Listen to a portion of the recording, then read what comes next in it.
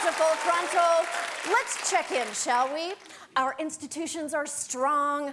Nordstrom has not been seized by the National Guard yet. Napoleon Bonnet-Trump did pre-blame the judicial branch for our next terrorist attack. You know, to save time, he's a businessman. He then immediately made the rounds of the military and the Sheriff's Association to establish himself as their fluffer-in-chief. We heard from sheriffs who said they sat in those exact seats 6 months ago in a different administration, and they felt this time there was a president who actually asked them, what do you need? What do I need? Lord of mercy, no one ever asked me about my needs. Not till you blew into town, you handsome drifter. Now, what else happened that was terrible? Oh, yeah, a sentient bag of hairspray fumes was put in charge of education, and the human antidote to the Voting Rights Act moved forward with help from a very neutered blue dog, none of which was a surprise, but this was. I know! We couldn't believe it either. First, after briefly banning Kellyanne Conway for being a flaxen-haired fountain of lies, CNN let her back through the gates straight into Jake Tapper's cage. And they haven't fed him this week. Saying that we don't cover terrorism, that's just false. Sprays of falsehoods coming from the White House. How about the president's statements that are false? Falsehoods, false, false. Damn, Jake. Wow.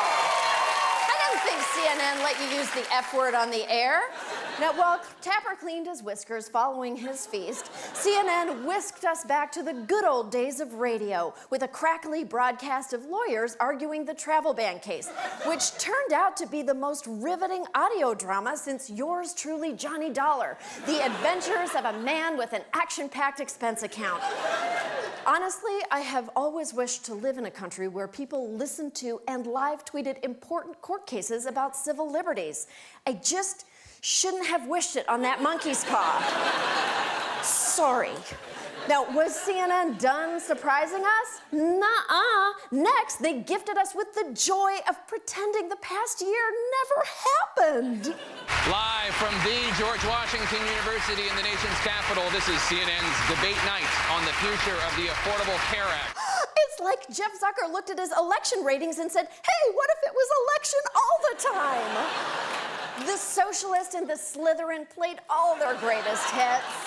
I disagree with Ted, who wants to give incredible tax breaks to millionaires and billionaires. When my dad went to Texas in 1957, when he was 18, he couldn't speak English. Incredible tax breaks to the top 1%. Okay. And Bernie's solution, you know, I'm reminded of an old Saturday Night Live skit with Christopher Walken, where they're playing in a band and he keeps ringing the cowbell. And every time they record it, his solution is more cowbell, more cowbell. And Bernie and the Democrats' solution is more cowbell, more cowbell. Oh, God. You're that twerp in high school who wouldn't shut up about the knights who say knee. Please, someone take away Ted's Netflix before he discovers Borat. But comedy kryptonite aside, this event that we expected to be a pointless train wreck actually ended up being a semi-thoughtful debate on the merits and flaws of America's healthcare system. We've got to join the rest of the industrialized world and guarantee health care to all people as a right. Just a couple of weeks ago on the Senate floor, I voted with you. You voted for my amendment. In support of that, in support of allowing drug reimportation.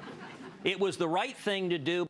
I can honestly say I would give my left tit to have either one of you wonderful mansplaining pricks in the White House right now.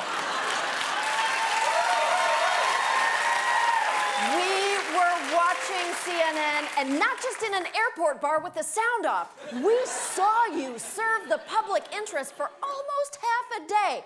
And sure, it couldn't last forever. We're just hoping you wake up hungry tomorrow. We'll be right back.